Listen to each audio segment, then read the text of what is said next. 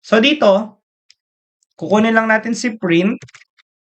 Yan. So, after nyan, ang ilalagay lang natin dito is /n ulit. And then, lagyan lang natin siya ng 5 na equal. And then, student list. Yan. Then, lagyan ulit natin siya ng 5 na equal.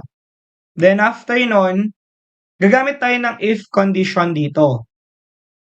So, gagawin natin if, So, if yung length ng student IDs natin, so kunin natin yung student IDs, ayan, ay equal siya sa 0. So, let's say, sabihin natin 0 or walang laman yung yung student IDs natin. Ang gagawin natin, kukunin natin si print, lalagay natin siya dito, and ang sasabihin natin dito is no student records found. Bakit? Kasi 0 naman yung record ng mga IDs natin. Okay? Kaya ang piniprint natin, wala pang record sa system natin.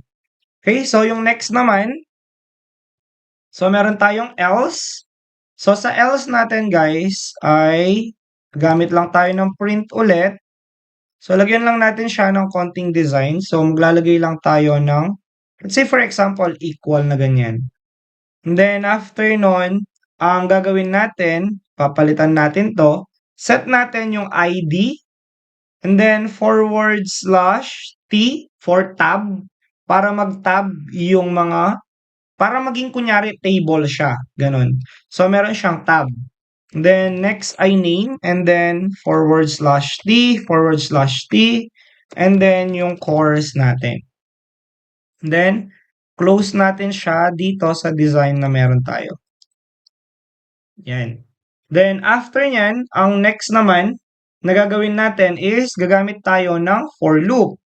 So, for, yung variable natin na I para sa for loop, in range. So, kukunin natin yung range ng for loop ngayon natin or ng mga IDs natin.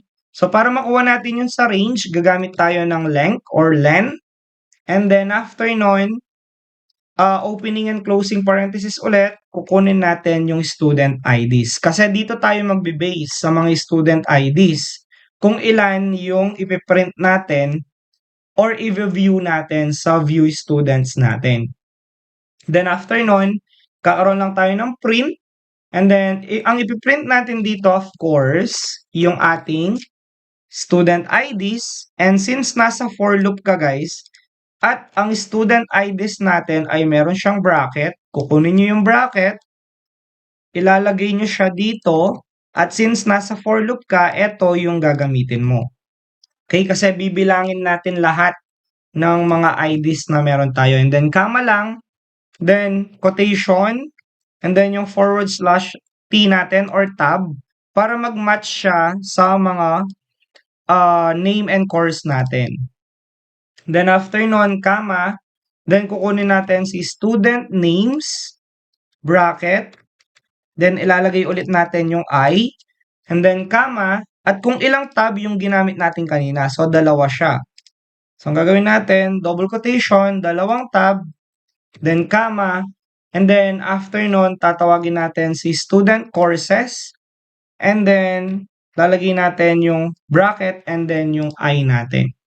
So, eto ngayon, yung ating view students. Okay? So, ang gagawin natin, run natin siya. Check natin siya ngayon. So, close lang natin to and then run. Yan. So, let's say mag-add student tayo. So, let's say meron tayo ditong Kalel. And then yung course niya ay IT. Okay, so tingnan natin. So, student added successfully. So, mag-add pa tayo ng another one na student. So, yung ID niya will be 2. And then, yung name niya will be Zara. And then, yung course niya will be, let's say, sabihin na natin, BSCS. Okay, so, again, an student added successfully. So, ang gagawin natin, mag-view student tayo. So, number 2. Okay, so choose natin yung number 2. Enter at eto pala, sorry. So, student list, so meron tayong ID. So, ito yan, 1 and 2. Yung name natin, Kalel, Zara, at yung course natin, IT at saka BSCS. Ito yung purpose ng /T natin. Ito, yung tab na yan. Para hindi sila dikit-dikit.